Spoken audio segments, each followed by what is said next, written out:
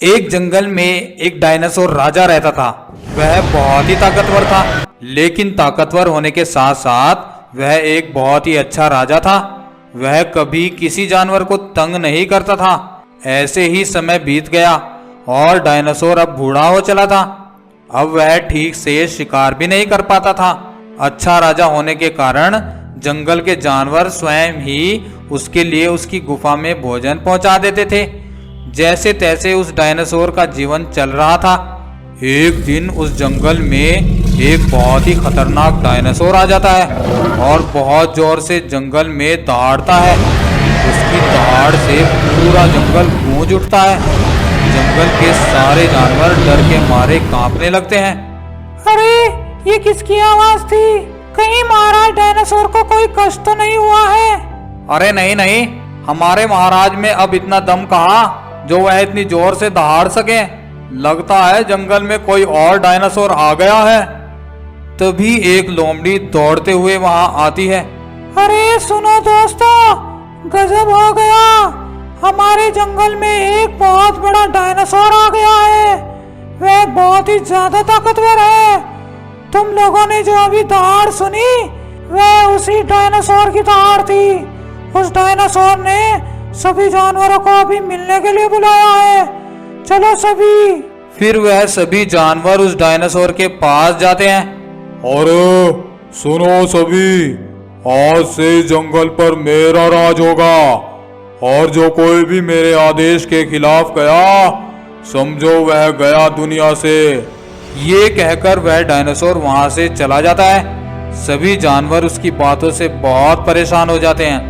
अरे अब क्या होगा? ये डायनासोर तो बड़ा ही खतरनाक है। इसके सामने तो महाराज डायनासोर भी नहीं टिक पाएंगे। फिर भी हमें महाराज डायनासोर को सारी बात बता देनी चाहिए।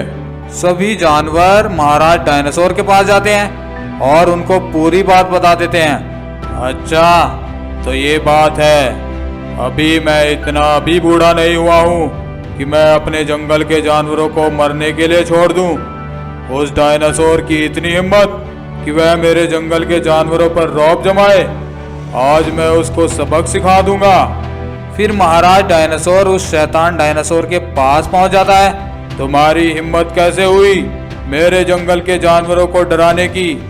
मैं बूढ़ा हो गया हूँ तो क्या अभी भी मुझ में इतनी ताकत बची है कि तुमको धूल चटा सकूं? अरे ओ चचा, क्यों अपना बुढ़ापा खराब करवाना चाहता है? चला जा यहाँ से, नहीं तो तुम्हारी एक दो हड्डियां टूट गई तो मुझे मत कहना। वह तो देखा जाएगा किसकी हड्डियां टूटती है और किसकी बचती है। फिर दोनों डायनासोर में भयंकर लड़ाई होने लगती है।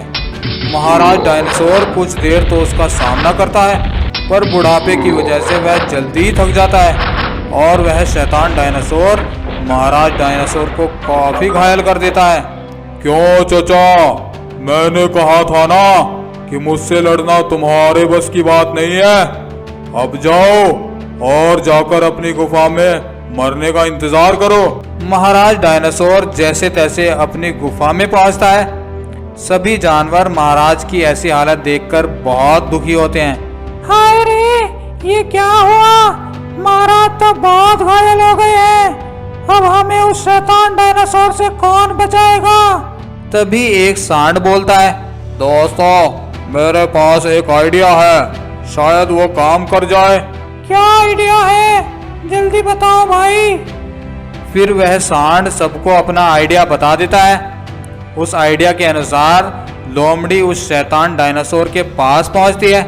महाराज, आप तो बहुत ही ताकतवर हैं। आपने उस बूढ़े डायनासोर को अच्छा सबक सिखाया। कब से हमारे टुकड़ों पर पल रहा है, मरता भी नहीं। महाराज, मैं तो आपको ही अपना राजा मानती हूँ, लेकिन महाराज इस जंगल में एक बहुत बड़ा सांड रहता है। वह बहुत ही ज्यादा ताकतवर है। आपके लिए वही एकमात्र खतरा हो सकता है। अच्छा, ऐसी बात है? कहाँ रहता है वह सांड? मैं अभी उसको मारकर उसके खतरे को समाप्त कर दूंगा। महाराज, वह सांड जंगल की पश्चिम दिशा में एक बड़ी सी गुफा में रहता है। मैं आपको वहां पहुंचा दूंगी। चलो जल्दी, मुझे बताओ वह कहाँ रहता है। फिर वह शैतान डायनासोर और लोमड़ी उस गुफा के सामने पहुंच जाते हैं। महाराज, यही है वह गुफा। वह सांड इस गुफा के अंदर ही रहता है। आप अंदर जाकर उसे खत्म कर दीजिए। मैं यहीं बाहर रहती हूँ।